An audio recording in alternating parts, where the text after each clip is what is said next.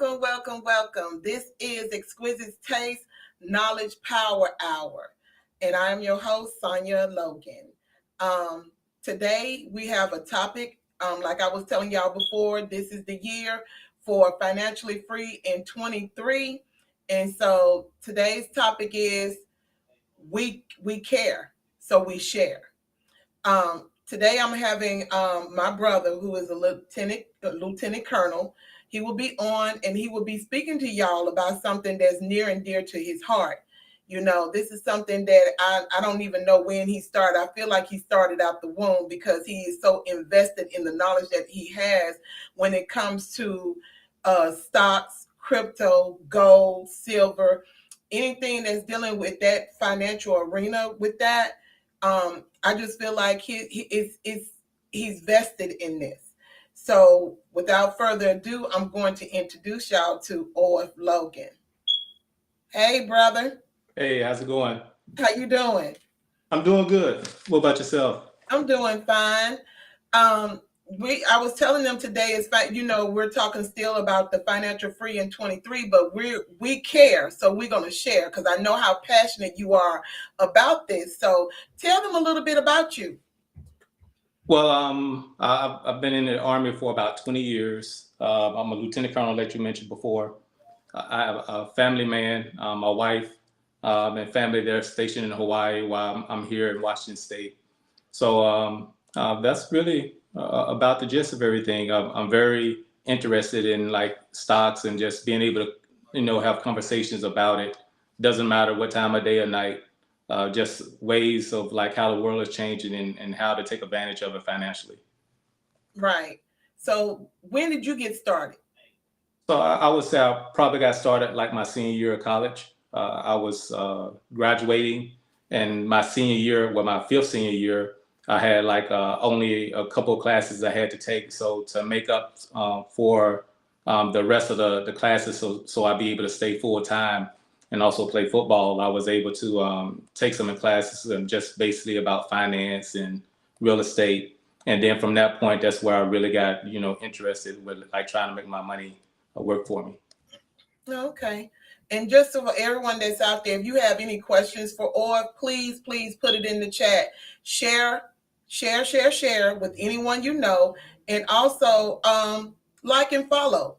It don't cost you a thing to like and follow and share.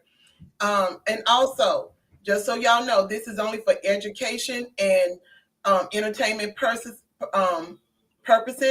This is only his words about his thoughts, his process, and his knowledge base. So, okay, no one here is certified in this, but I feel like he is. So it is what it is. Okay. So, or what would you tell someone that is just beginning? Well, I would say it will be a lot of things, but probably the biggest thing is if you're interested, start as soon as possible. That's one thing I would say, and secondly, I would say like take it as serious as you would to like picking out your house or paying your taxes or building up your credit, because it's one of the things that's based off the current economic system. It's no way that you can become rich without investing your money. There, you can probably look it up. There's no personnel or people that's salaried working a day-to-day job that has became rich. It always came out for outside of an outside means, either through investing or having their own business, and so forth. The next thing I would talk about is just have a plan. Some people they don't kind of understand how investing goes, but it's for the like you have to have a plan in mind, a short term plan and a long term, based off of I'm going to invest this type of way, and when I make some money, I'm able to take the profit. So when the market does go down, you don't feel disadvantaged or feel bad about it. But a bad market isn't as bad as you think it is also. So I can kind of talk about those things later. Okay. So it was one thing I forgot, but I'm just gonna ask anyway because I was talking to Logan, Big Logan, Okay. about recession because I was asking him, was it actually because I read this article and I asked him, was it actually a recession actually coming? What is your thoughts on that? Well, I think the recession is already here. I think anytime when you kind of couple, even though the job rate isn't bad, but like when the federal government or the Federal Reserve Bank can't decide on what type of interest rate they need to put in place, and then also they're continuously printing out money to hold up the the just everything. So they're printing money like every day, and which is devaluing your purchasing power. So I would think we're already within a recession, just based off of everything's going on. If you check Amazon, I think they laid off like 9,000 personnel. If you're looking around, everybody is laying people off. And what they're trying to do is kind of stop the spending of money, take money out of circulation, and making it harder for you to be able to get money. So that's the reason why I think that for everybody, it's important to take the money that you have, that that you would for savings, and put a large portion of that into like vehicles that can build your money without doing anything, because you're not going to get anything from the banks. So at right now, you'll probably get 2%, which is high based off of a couple years ago. But all in all, if you're looking at the overall interest rate that you can get from real estate, gold, even crypto, but your returns are much more than just putting it in a bank, who's going to turn around, give you maybe 2%, give you a credit card that they're going to charge you 19, 30% on, or a car loan they're going to charge 5, 6, 7, 8% based off of you have like good credit, probably 2 or 3%, but they're making quadruple off of you what they're versus what they're paying you to hold the money, which based off of how money is actually built, is not built to like save, because it's not backed by anything, just by the true faith of the government. It's not backed by gold or anything. So with that case, it's basically a tool to like invest into income producing assets, and that's how you actually supposed to use money. Mm-hmm. But when I was reading in that article, and they were talking about the volatility of the market, and how that part of that would be to diversify, and they're not even saying in stock, they're saying take what you have like in savings, pull it out and put it in gold. Yeah. So the thing with that is, like, people hear diversify, they may think about strictly stocks. So it's not strictly stocks. So you have like large cap, small cap, medium cap stocks, tech stocks or whatever, where people can invest in, which they kind of consider diversified. But for the market as a whole, the market's going to go up and down as a whole, no matter how you diversify within the stock market. That's where you have other venues or avenues to approach, where you can actually invest in, say, gold, silver, real estate. I know people that flip domain names. I do that myself. I have like maybe like 200 different website domain names. Yeah. That I'm just waiting for like them to become popular. Then I can sell them off and so forth. You're talking about real estate funds. Some people do their own businesses. Some people monetize YouTube or Instagram and TikTok. There's a whole lot of ways where you can invest your money, and within a year or two, you can see actual returns on that would be much greater than just putting money in a bank. And like you say, you have $1,000 in a bank and you only get like $1 in interest paid for the whole year, which is like crazy, when you could put it in something else, and actually, for every dollar you put in, you can make 25 cents for every dollar you put in. Wow. That's crazy. What do you think is better in this moment in time, stocks or crypto? I think it's both. Do what you know. I would say both of them are a good point. If you want to get in ground floor, go into crypto, because the market is down based off of where it's been the last couple of years.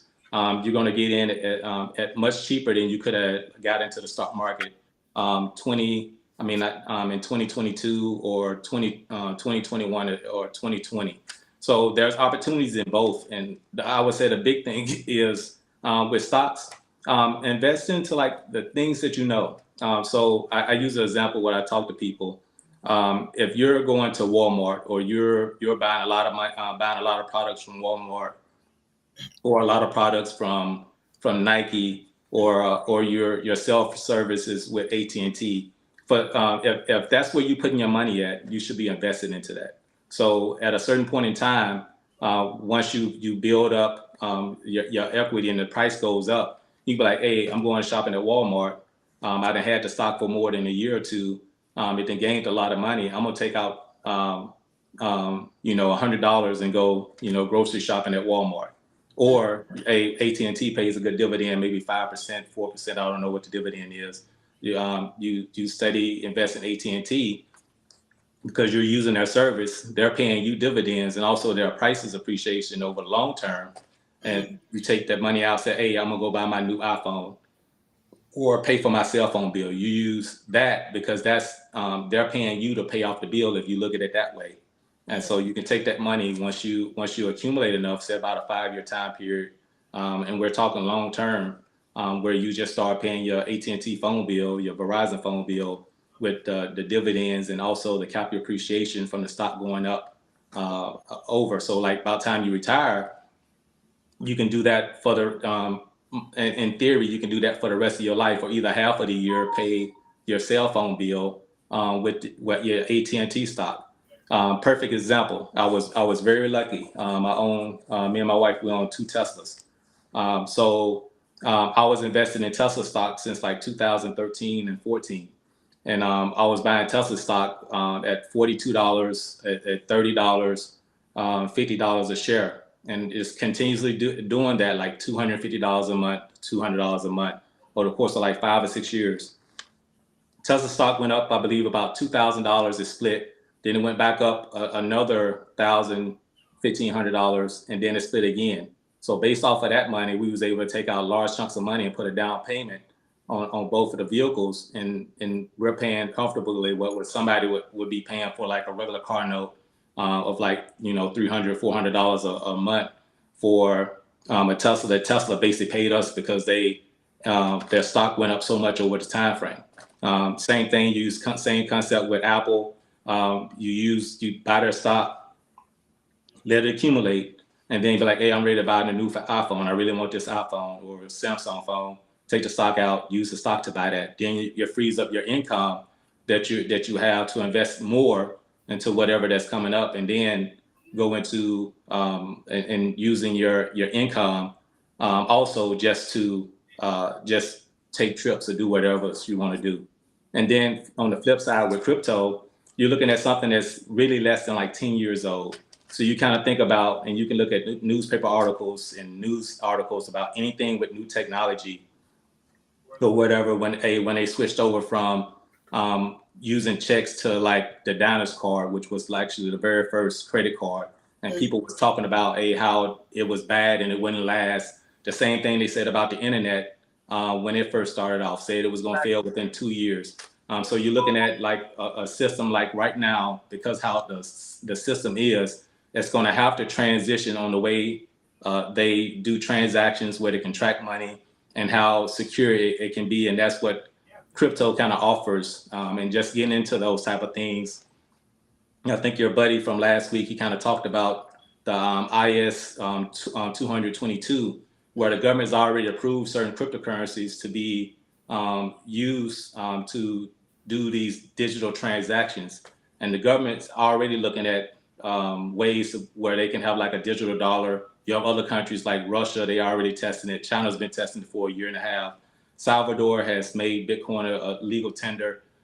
This past couple of days, I think it was the Philippines said they was going to stop using Visa, and Visa, I think it was Singapore or Indonesia, they was going to stop using Visa and MasterCard for transactions, and they was going to look at something else. So you got cryptocurrencies that's able to do this function, where it's decentralized. It's not one person that can run it. That means it has multiple fail safes versus it fails and it goes out and everything. It is not just with money. You're talking about file storage. You're talking about what we call Web 3.0, where you own your portion of the internet versus I'm just using Google's or Microsoft, and you're getting paid for what you put into the system versus them using ads and making money off of you. You're actually the one that gets paid for your interactions. Wow, that's a lot.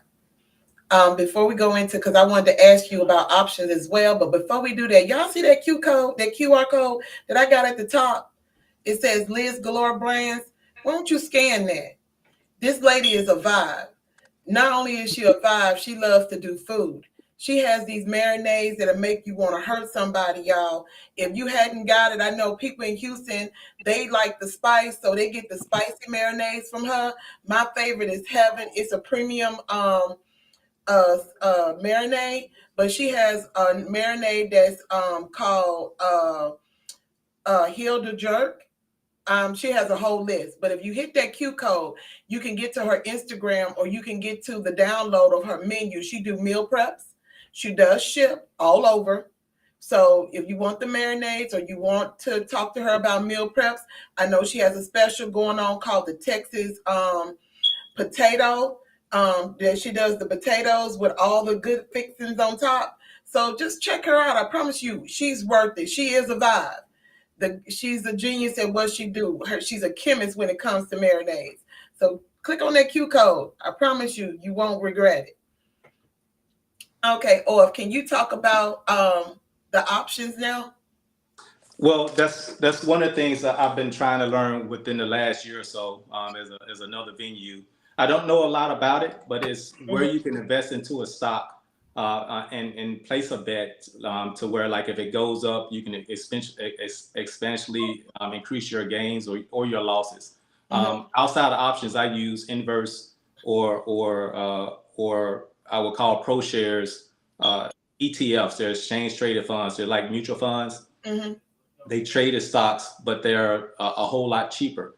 So, and with the maintenance fees or the fees that they charge you to transact, and sometimes they function just as options. So the basis of option is like, hey, you have a call. Hey, I want to bet that I'm gonna pay this much to be able to buy, say, Tesla at this price in the future, but you're paying it at today's price, so you can actually make a whole lot of money, or you can sell that option if it hits, and you can make a whole lot of money off of that. Or you have puts, and that's betting that the stock will go down.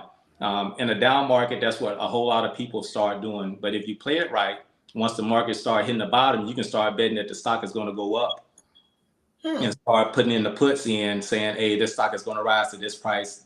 This stock is going to rise to this price. Usually when you see in the depression, you'll see a whole lot of tech stocks go down. You see medical stocks go down or whatever. So you'll see a whole lot of puts on those. But when the market, you're in a recession, you also see a whole lot of calls, which means you're betting that the market is going up on like AutoZone, Walmart, Home Depot, because people, especially us from the South, we start like, hey, I'm not going to pay this contract to do this. I'm gonna do this work myself. I'm gonna go out and change my oil. I'm gonna go paint my house. I'm gonna do this. So you start looking at the prices, those stocks go up like a whole lot. So that's a way to like kind of bet and game the system.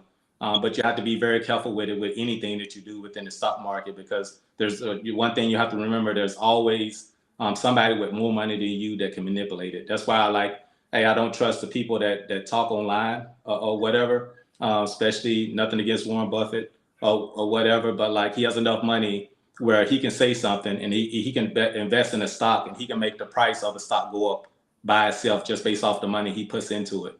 So I don't think it's a thing that he's a great investor. He just has a lot of money, enough money to manipulate the market. But if you do it the right way and you have more people start communicating and talking, which is good for somebody just starting off, talk like people would talk about basketball or, hey, what's going on TV, have those type of conversations or whatever. Find out what your kids are doing. The kids are the biggest trendsetters in the world. So if you see kids start doing something, most likely you can look and correlate that to a stock that's going to actually go up. I've done it and tested many times with my kids. They're very intelligent on what's going on because they're just into social media. So if I see something long enough and I see them talking about it, I'm gonna throw a little bit of money in it just to see how it goes. And 9 times out of 10, that's where like you start seeing things trending on like social media. It's the same thing. It's going to happen with the stock. So really, I don't have to rely on a CNBC or somebody else. And most of the time, they're talking to people that are like over leveraged in the market. So if the housing market goes down, who is that helpful for? That's helpful for us. It's not helpful for somebody that already has a house, or somebody has on that third or second mortgage, or they got in with the wrong type of loan. For me, I would love the housing market to go down because I could buy a house cheaper. So people are psychologically manipulated in thinking like, hey, the stocks are down, the housing market is down, don't invest in it. But the system is made, because it's capitalism, that the market over the long-term time is always going to go up, Right. no matter what. So I would say, don't be emotional about the money, have a plan. And then if you're investing, what you don't understand, some people don't understand, once you accumulate enough assets or whatever, you start having write-offs. So once you start losing money, you can write those losses off. So you won't gain all that money back. But if you have a house and you can deduct, if you meet the deduction threshold, you can start deducting your losses and gain some of that back. So it's the system is made for people to invest, but nobody, I would say, they don't talk to people, or they don't put it on TV to the point where it makes everybody not afraid to invest. And that's one thing you can't be.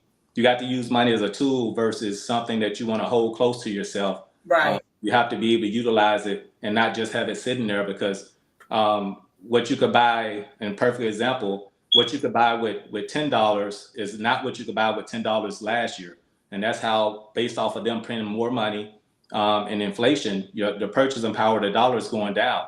So there's never a more important time to invest in right now. Mm-hmm. So you have to do that, and do it as soon as possible, but also have a plan, diversify. Right. There's plenty of sites that you can do that from. Mm-hmm. You have like M1, you have Fidelity, you have Webull, you have Stash.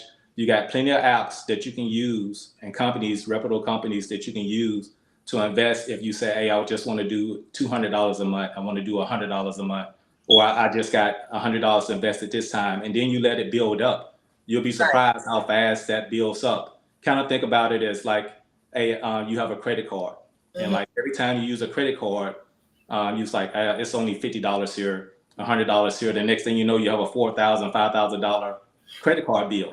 Right. And everything. Investing works the same type of way. You'd be like, dang, how did I get all this money at this point in time? You just have to be patient and let it build, and let the money work for you. And then you return a portion of your money, take a third out, and live your life with it the best way you can. Reinvest another third of the 100% you made, and then reinvest the rest. So into something else. And it's just a ripple effect that you can continue doing as you get ready. And it almost gets fun, like it's almost like a game. But it's a serious game, because you're trying to set yourself up for like generational wealth, and set your family up where you can have your family be your own bank. So you don't have to worry about a bank charging you 20% to borrow cash, or what's the rate for a house, 6% now to borrow and get a house, and so forth. So you're basically taking your money, making it work for you. The old days of like, hey, I can save up money, it's not going to work for you. I think they said, like, right now, if you had $10,000 at the beginning of the century of 2000, it's only worth like $6,300 now.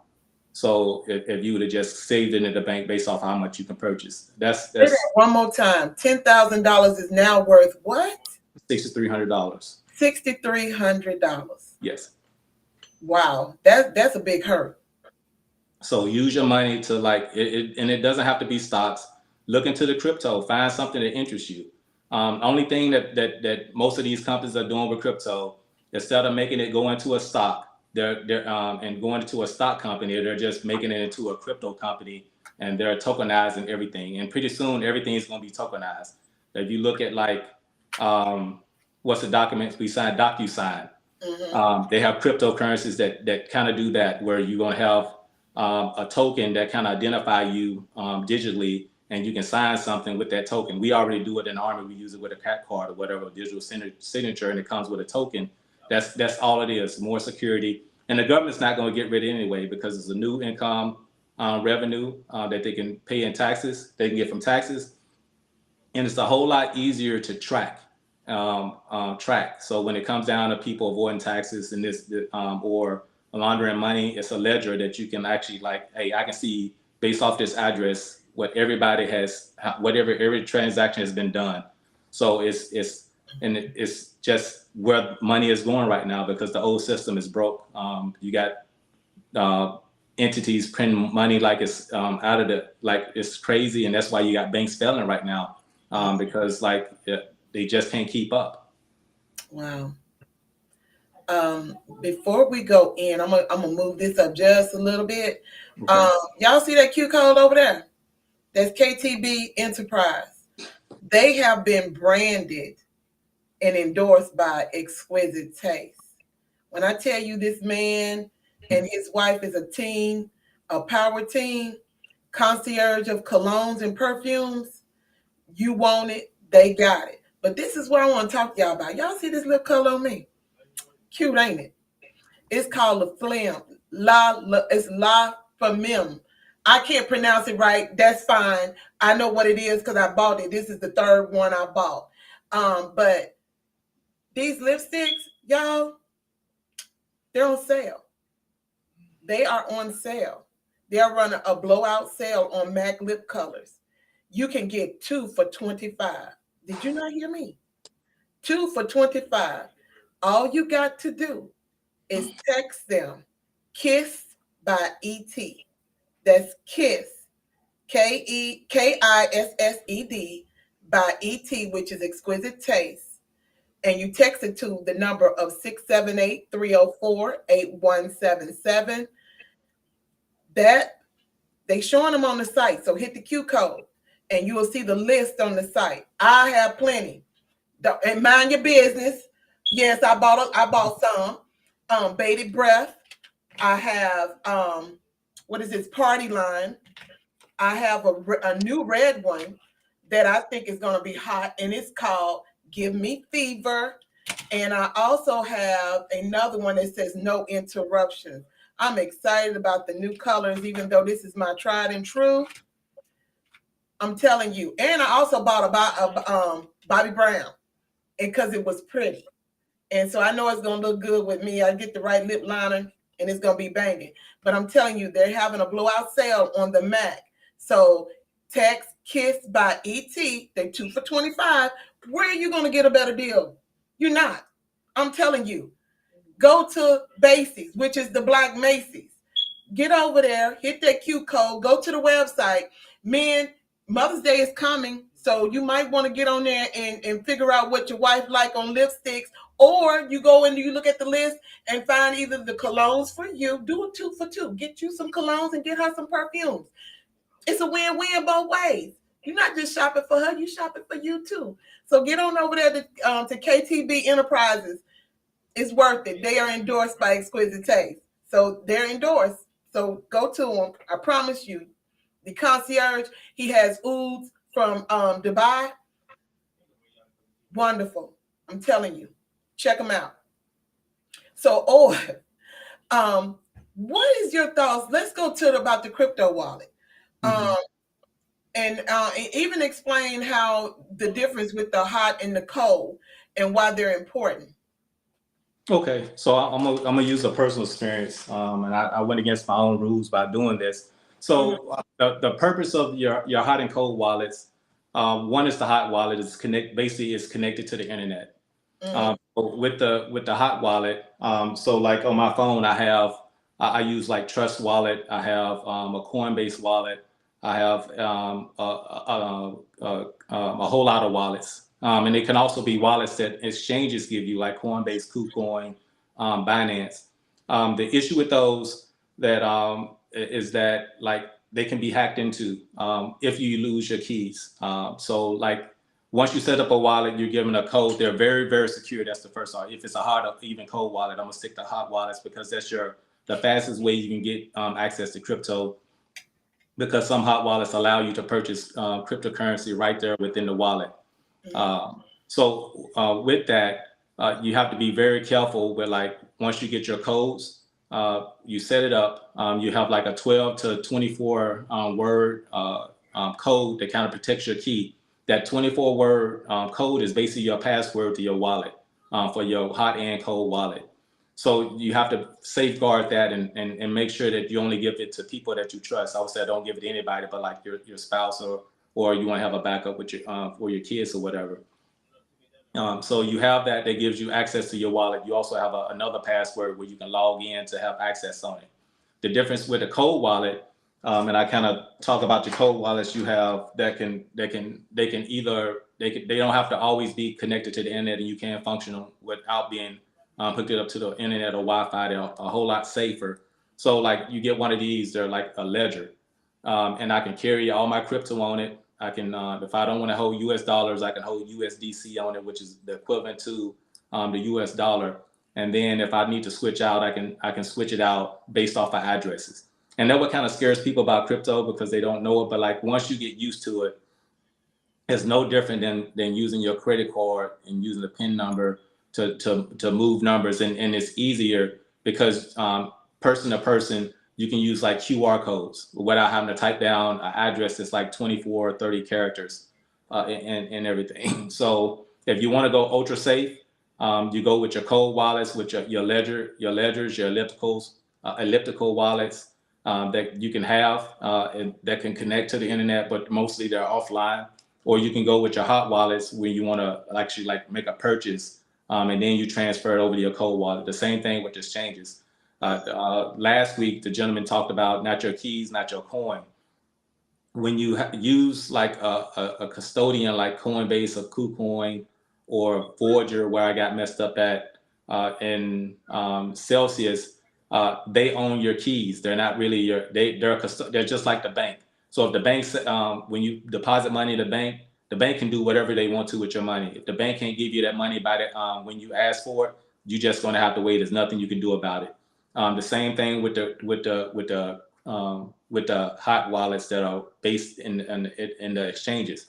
And when a whole lot of the exchanges went down based off of bankruptcy or whatever, a lot of people lost a whole lot of money. I lost some money with it, but like I'm getting some of it back. But like my money got locked up, I was able to get some of it back. So it's me being greedy based off of these enormous interest rates where I was getting like 30, 40, 50% back on my money.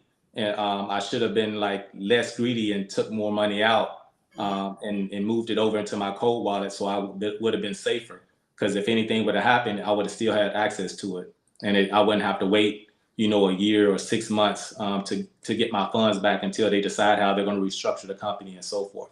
So that's a personal warning for me on how you can avoid that. And people have been able to do that with some banks also. So it just doesn't happen with crypto.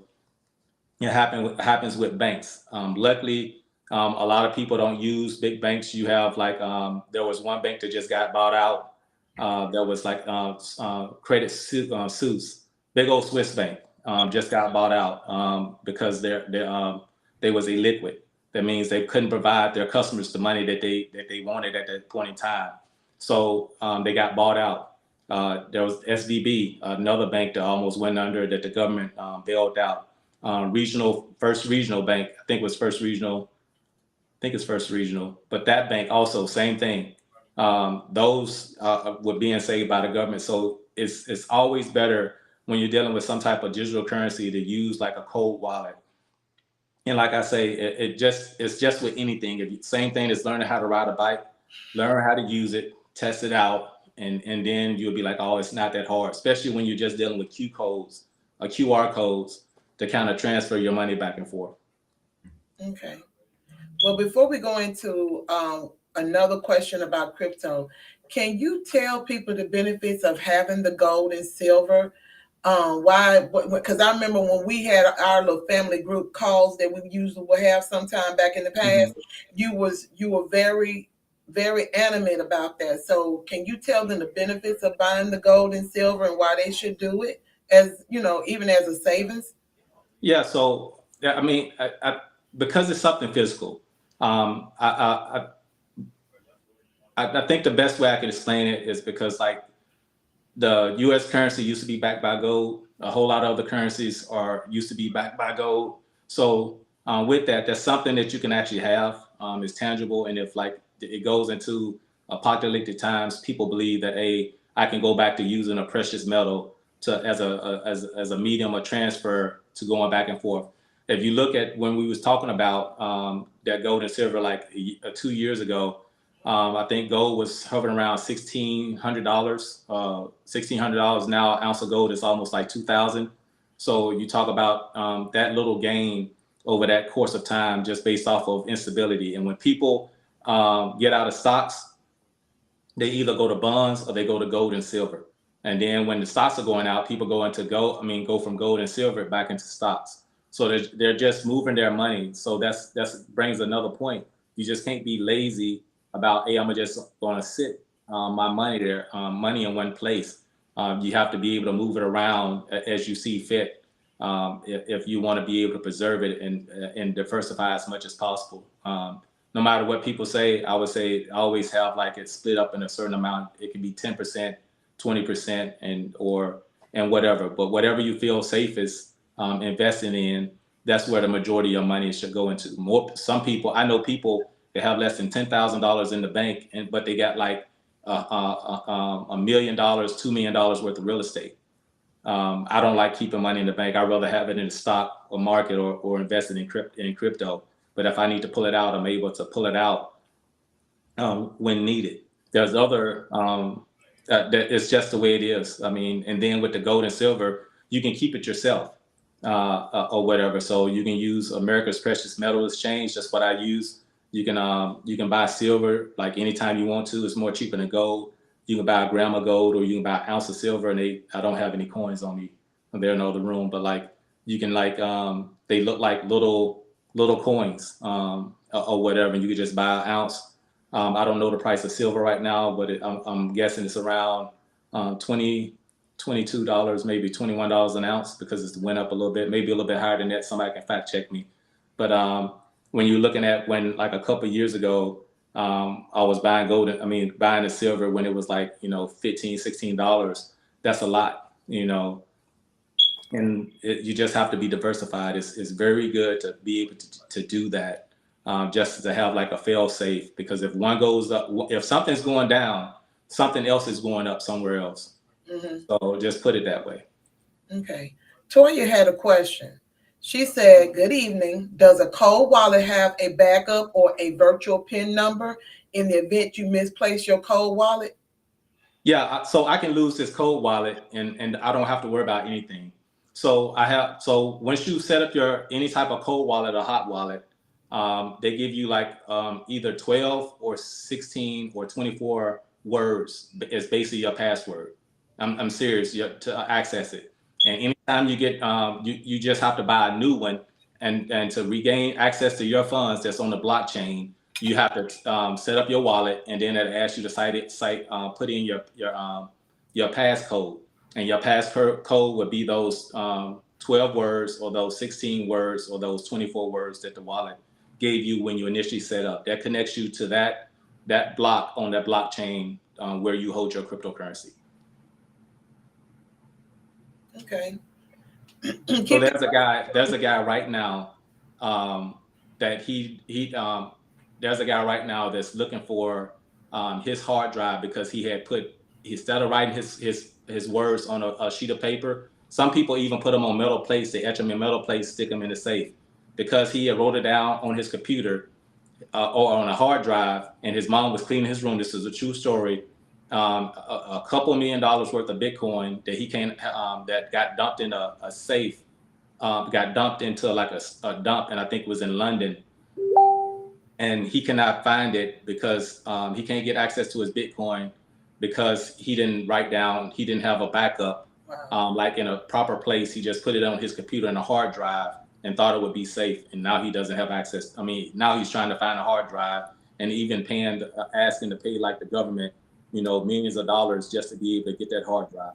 So it's important to have like a copy and another copy in a safe place where they can't be taken up by fire or like be messed up with water. Mm-hmm. Wow. Amazing. Can you break down crypto and why it's the new way of currency?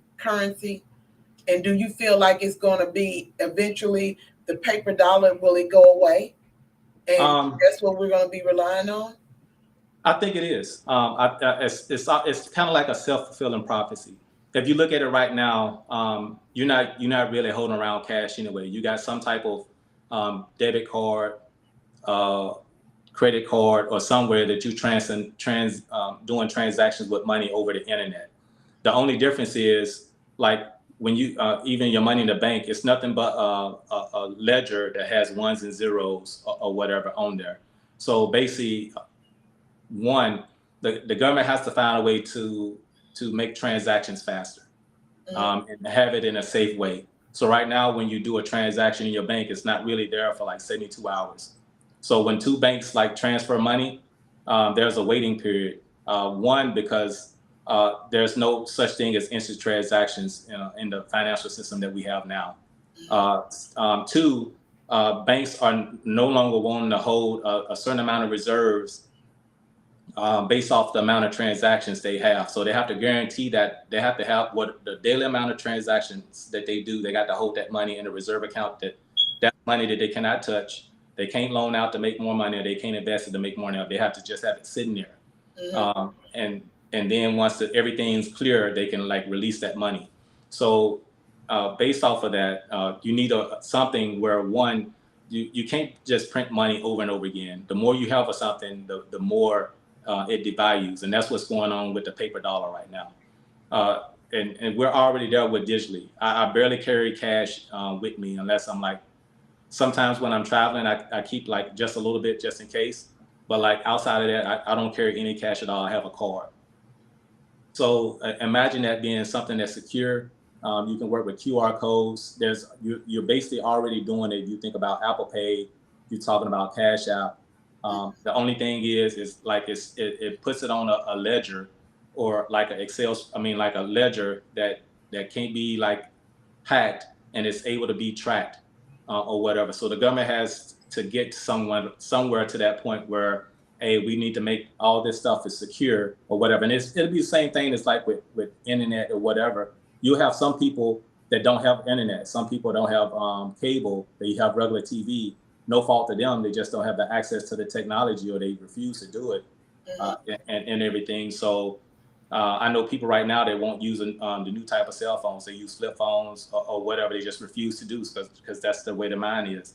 So, but like there'll be people that still use dollars or whatever, that you can't force them to do it. But like ultimately, everything is going digitally. If you look up the federal government's plan called FedNow, that's the government's way of implementing centralized banking stable coins. So that's basically their cryptocurrency that's going to be backed by the U.S. government that they're making. It's going to be done through the FedNow program. And then you have like certain cryptocurrencies that's within that program that's been identified, and they never use the cryptocurrencies. They use different terms like CDSBs or ISO 2022, where people, if they're not doing their research, they'll never know that the government is actually talking about cryptocurrency. So it's going to that way, and it's just the way things are, because like within like the next 10, 15 years, you're going to have a whole new generation that's doing the majority of all of the purchases, and that's what they're used to doing. They're doing basically using things over the internet. They're making purchases via games, and so that's the way it's going to go. And that way you don't have to like worry about somebody hacked into this, something hacked into that, because banks, they're ultimately going to fail. The government can prop them up as much, but at some point in time, the government's going to have to say, hey, we can't keep doing this. We can't keep printing money when we got other countries that are like, hey, they're stop using the U.S. dollar, because the U.S. Dollar is the world currency. Russia and China just mentioned yesterday that they was going to do their trade with the Chinese yen, and also the Chinese yuan, and the Russian ruble. So you're talking about the United States losing a foothold based off of technology. So they're going to have to be able to catch up and keep pace, because the economy what decides the world power, just based off the economy. So I think that's still going to be the new monetary system. It's going to take years. Like I say, it's still within its infancy, so it's going to take a little while. But like, you'll be surprised how many transactions are done with cryptocurrency or some type of form every day.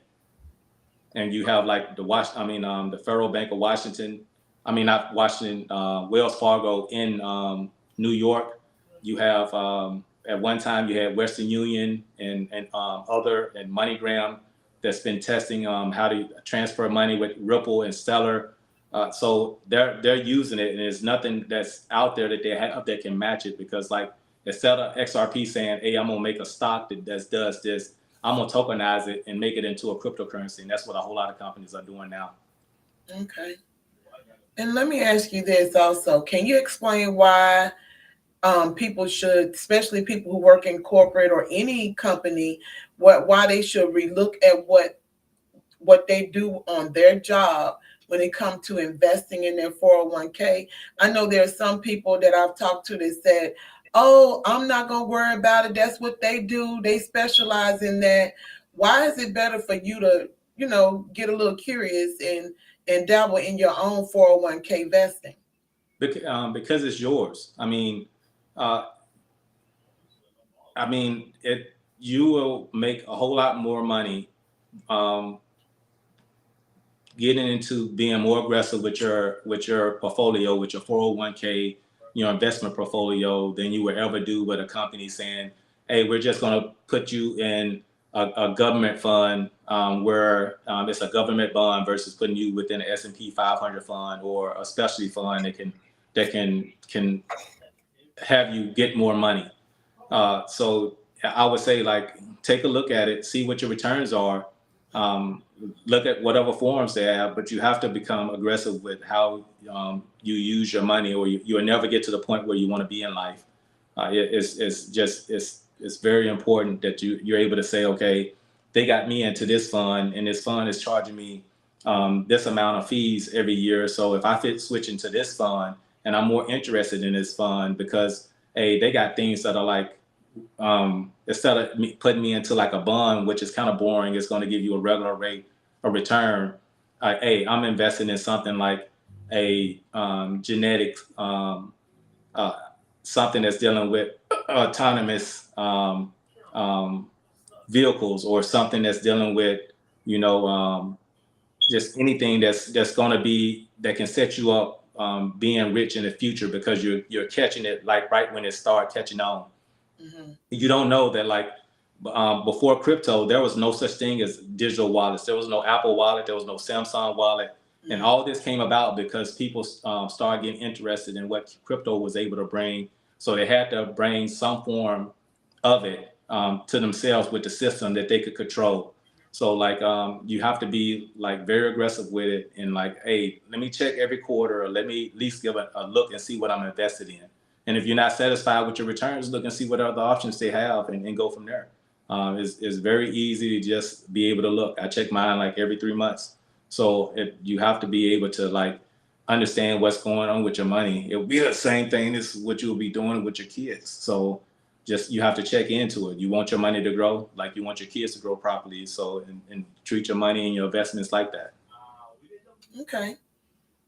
And just as I already know, you already talked about your the stock market. I think we asked all the questions that we were going to ask about this. And if anyone else out there that has any questions or concerns, or if you're interested with him and Dula doing a course or a class of enlighten you some more about this, leave it in the comments or DM me, and I can get them on the ball rolling on them doing this if he's still Mhm. interested. But I think it'll be something, because like he always have done, he always loved to share because he care. So even with that being said, oh, Toyana says she's interested. So that's one. I'm interested all the time because I'm slow in that arena, and I've Mhm. always had a lot of questions. But yeah, I mean, is there any other thing that you want to say to encourage other people? There's 3 people now that said they're interested. Okay. I, Okay. I would just say, like, the first thing to start investing, I would say, hey, build a plan. Hey, what's the end in mind? Kind of think about, like, if you're playing Monopoly, and you're just going around playing Monopoly, and you're not buying any of the assets on the table, and the only thing that you're doing every time you go across what's a part of it that you collect $200, you collect and go. Mhm. But like as soon as you get that $200 and you land on somebody else's property, they're taking that $200 from you. So Right. consider that how like the actual like the world runs. Unless you get some piece of that property, and there's money. It's so much money out there. It's not like, hey, I can't share this with you. I can't share that with you. There's money to be made like you could like you couldn't even fathom on like being able to like gain from like, hey, just having the conversations, and that's where you get to. So you get the people that have the conversations. They can give you like resources, and it could be like somebody that you like work with or whatever. And my thing is the best money advice I could probably give is like, I wouldn't trust anybody that's like, I would say, always having issues with money or whatever, unless it's like a senior circumstance. Hard times hit like everybody. But if somebody is always saying, well, I wouldn't do this and I wouldn't do that, and they never have any money because they don't want to act on it, or, hey, I'm too scared of this, oh, that's a scam, or whatever, that's when you need to start looking and see, hey, why all these other people making it? Because if they made it, you can make it, or whatever. Like I say, I cut my hair bald, but I'm pretty sure a lot of people wouldn't trust somebody saying, hey, let me fix your hair, and their hair always jacked up all the time. Or saying, hey, somebody saying, hey, you need to do this to fix your car, but their car is always fixed, messed up all the time. So that's where you start reaching out to people, and people love it. Like, hey, to let you know, hey, this is what's going on. This is how I made money. But everybody has to make sure that they're individual, because your goals may be different than somebody else's goal. You may just want to, hey, I want to quickest way I can gain $10,000. I always say start like easy. Take 50% of whatever you're going to invest in, and then like invest it in what you know, what your kids buy, whatever you spend your money in, and whatever, and set your basis. And based off of that, you're able to like, okay, I can start using that money that I invested in Walmart, Apple, and whoever. I can put that money, and I can use the products that I buy from them. I can start using the stocks into that. And then you have like a portion where you go into like crypto, 30%, because it's not going away. It's not going away anytime soon. Everybody's converting it. It got to a point where Facebook was like, hey, we're going to do this cryptocurrency, and the SEC shut it down, or whatever. Because right now they don't have a clear way to regulate it. So that's causing a whole lot of the market going up and down. And a whole lot of companies, even though you don't know it, they're already invested in it, but they can't publicly say it because they don't want to get scrutinized or get fined by the SEC, because the Right. regulation isn't there yet. If you look at Fidelity has been into cryptocurrency like since 2014. Mhm. You have other companies that's been doing the same, BlackRock, Grayscale. You got a whole lot of companies that actually within the cryptocurrency space, and they're making a whole lot of money off of it, investing in it. So you even had, you got Cathie Wood, you got Twitter's old boss, Michael Saylor for MicroStrategy, Elon Musk from Tesla. You got a whole lot of these guys that invest in cryptocurrency, and they know if they play the long game, and that's what all invested in, and you play the long game, and you kind of take the emotion out of it. It's going to hurt at first, but you take the emotion out of it, you'll make a whole lot more money. And then always take some out to like enjoy. You know, hey, I'm gonna take this. I made this much money, and it's okay to take money out to enjoy it. Sometimes it just looks good having the money sit in the account, but hey, take some of that and enjoy it. So when the market, excuse me, when the market do go down, you can say, oh, okay, I spent some of it. And when the market is going down, that's the safest time to actually get in, because that's where all the millionaires and the people that make money is made. You're not going to make money chasing a stock when it's going up. You let it go down, and then you could buy it. So there's many ways to get in. You can do fractional shares. You can do dollar cost averaging, where you like, hey, I want to invest $100 a month, $200 a month, and you can just sit there and watch it grow. And then like find resources. Earn Your Leisure is like one of my favorites. That's on YouTube. Wall Street Trapper is another one. With the cryptocurrencies, there's a whole lot of them that you can learn about. Outside of that, I love Cathie Wood. She's probably the best investor that I've seen out there. She talks about, hey, here's the big ideas that we're looking to invest in for the whole year. So kind of understand, hey, what they're looking at, then you can get a piece of that, based off of what they're making their money off of, and everything else will fall into place. Mhm. Alois just stated also, she says she needs to learn because she still don't understand. And I think that's where some of the fear with some people, because you remember I was like, I don't get it, just tell me what to do, because I didn't get it. I'm slowly understanding a lot of things that y'all have been drilling in me, but she's one of those ones. I would never be able to tell her. But I know someone like you with the patience would be able to steer her and get her to understand. Okay. You know, but she says she don't understand, and I know it's a lot of people out there that might be afraid to say anything because they don't understand, and that's it's fine. Nope. I think the big thing is it isn't like how people do basketball or they do TV or they say you don't know nothing about this shoe or whatever. Usually when it's about money and you don't know the people, they're not going to make fun of you at all. So they're actually wanting people to learn because they understand. Hey, if you end up having an idea, take it like this: if you give me $1 and I give you $1, we just exchanged $1.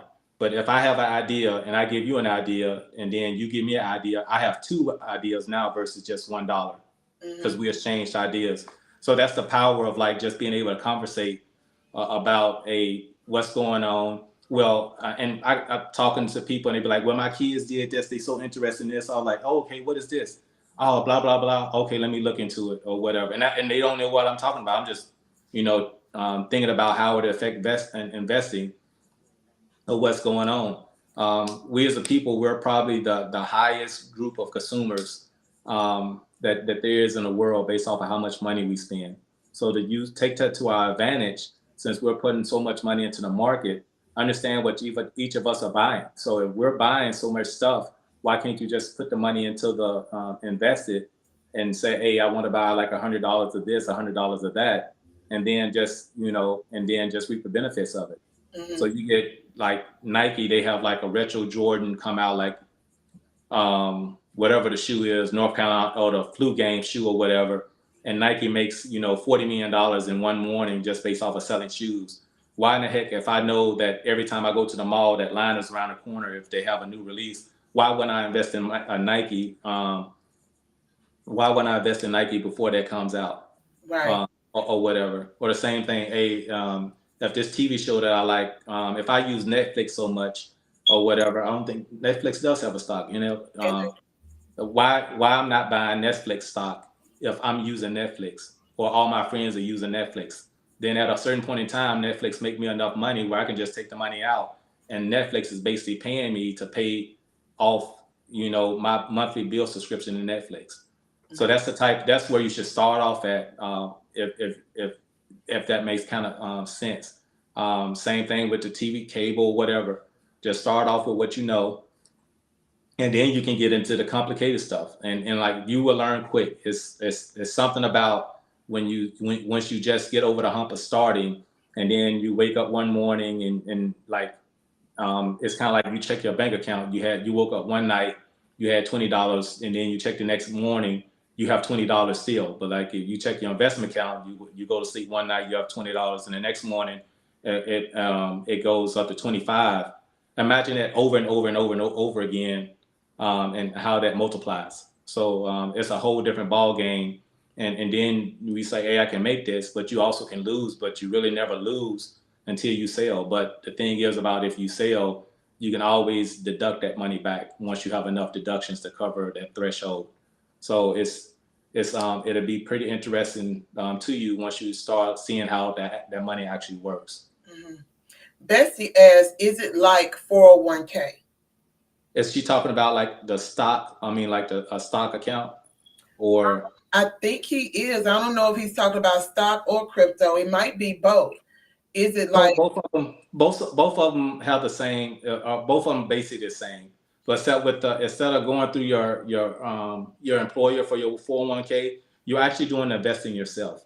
So you have companies like I said, Fidelity has where you can do fractional shares, where you can set up a Fidelity account, and you can say, hey, I want to invest in this company, this company, this company. If you want to make yourself less risky, You can say, hey, I want to invest in just the S&P 500, where it's like the 500 top companies in the United States. Or you can invest in the NASDAQ, which is the top tech companies in the United States. So you get to decide what you invest in, and it's not limited to what your M1 is great. That's what I use. So instead of like letting your company decide, hey, we're going to give you these 10 funds to invest in, now you have access to thousands of different companies, different programs to invest in. So like if you use M1 Fidelity, you just don't have to set an investment for yourself. You can set a joint one for you and your spouse. You can set a trust for your kids. I have 2 trust accounts for my kids where like I put like $50 in a month since they've been born, just $50, $50, $50, $50. So like it's a gift to them when they get old enough and I decide, okay, this is what I want to when I want to give it to them. So you have a whole lot of more options that's out there that they don't talk about, and then a whole lot of different companies that you can invest in. And it's all about what you feel comfortable with. If you're a diehard AutoZone person, you work on cars, there's no reason you shouldn't be investing in AutoZone if you're there every weekend pulling car parts out and doing things like that.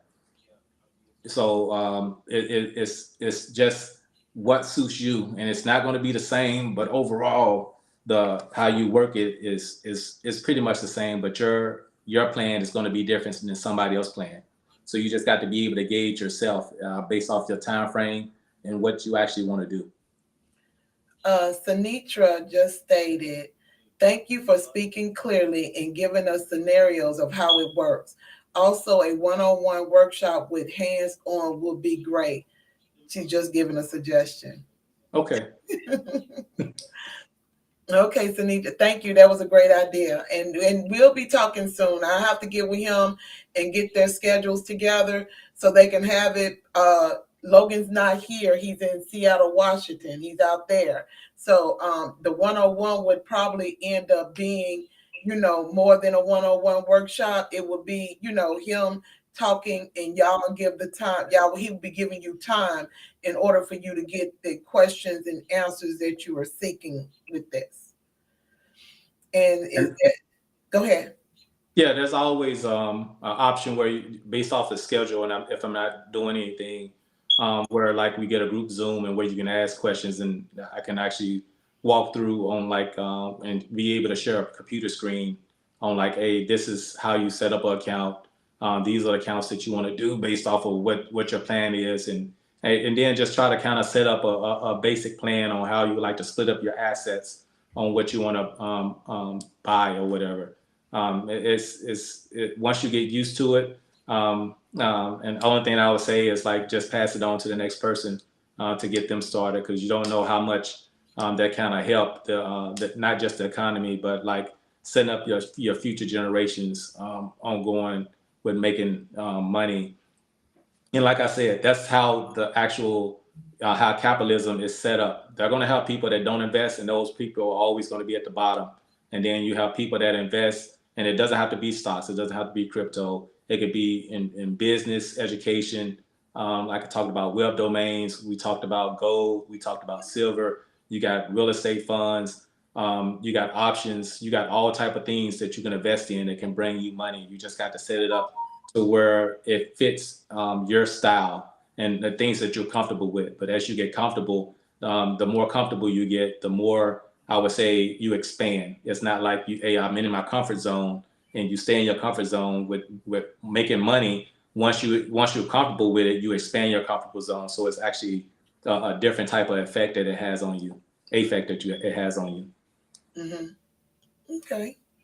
Well, or if I want to say thank you so much for sharing and enlightening everyone today. I really enjoyed it. I don't care how many times I hear it, I always hear something different and I get a better understanding. So I do appreciate you taking time out of your busy day. Oh, no problem. Okay. I appreciate you inviting me, and like I hope to be able to get back in soon, but just hit me up and just let me know and we'll go from there. Okay, no problem. Y'all heard it. He'll be back. Yeah, y'all see that Q code up there? Click up there. That's Liz Galore Brands. Like I said, her mayonnaise is on top. Y'all need to. She's a vibe. You need to get with her and get you a and get you a marinade. If not a marinade, do a meal plan. I'm telling you, her meal plans are good. I usually get them as well, but her wings are on fleek as well. So I could keep going on and on and on about the different things that she cooked with her marinades. They are awesome. So y'all click the link, click the Q code. I did share the link of the link tree into the comments, so you can go there if you don't see the Q code. Do not forget to go to and click on KTB Enterprise. Like I said, they have colognes, they have perfumes, they have makeup ladies. They're running a special 2 for $25 on the MAC lipsticks. So the colors are in the list. So go there and take a look. I'm telling you, this is Basics. Their prices are very, very well. If you go and you think you're going to get some Creed at Macy's and you don't go here first, you're going to be like, dog, I spent too much when you could have went to Basics. That's the Black Macy's, y'all. Go to KTB Enterprise, and you can ask anyone. I know a lot of people that go to them and buy colognes and perfumes and creams and butters and everything. I mean, they have it all. Just go. Trust me. They're endorsed by Exquisite Taste. You won't regret it. And with that being said, we're on every Wednesday at 7 p.m. Eastern Standard Time, 6 p.m. Central Time. You know where we're at. Next week, we're doing Let's Bring It to the Table. We got to bring a little more spice in our life. It'll be Wine Down Wednesday. So bring your wine, kick off your shoes, and we're going to have a little juicy topic going on. So even with that being said, we're going to come back the following week, and we're going to talk about financing and real estate. And we're going to have some guests on that talks about mortgages. I even have a special guest that'll be coming on. I'm not going to speak yet because we hadn't got the confirmation, but I'm really, really excited about them coming on and with this company, and they're going to talk. Some people are kind of weary about them, but we're going to put it all to bed rest with that. So even with that being said, and also, ladies, don't forget, April is our third month from the vision boards. So if you haven't done your vision boards, get it done.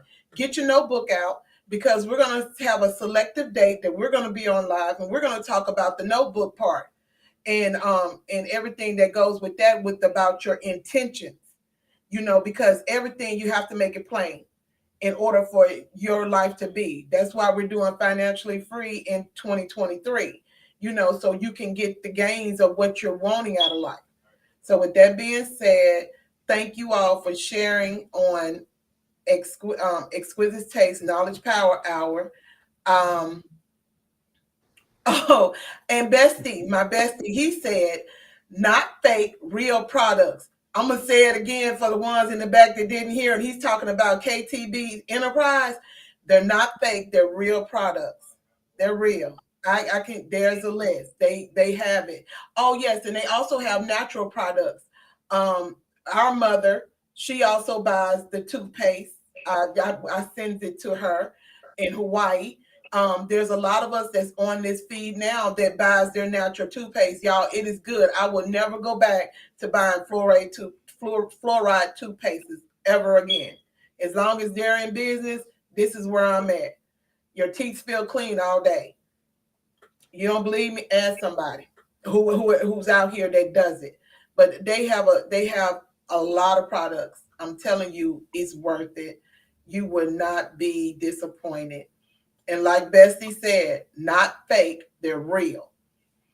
And that's for real. Because I have Versace, I have Prada Candy. Even though they was gifted though, but they're real, for real. Aloha said, yes, it's true. See, I'm telling you, they out here, they know. They shop at the Black Macy's. They know. So with that being said, again, thank you so much, and everybody else, we're going to bid y'all good night.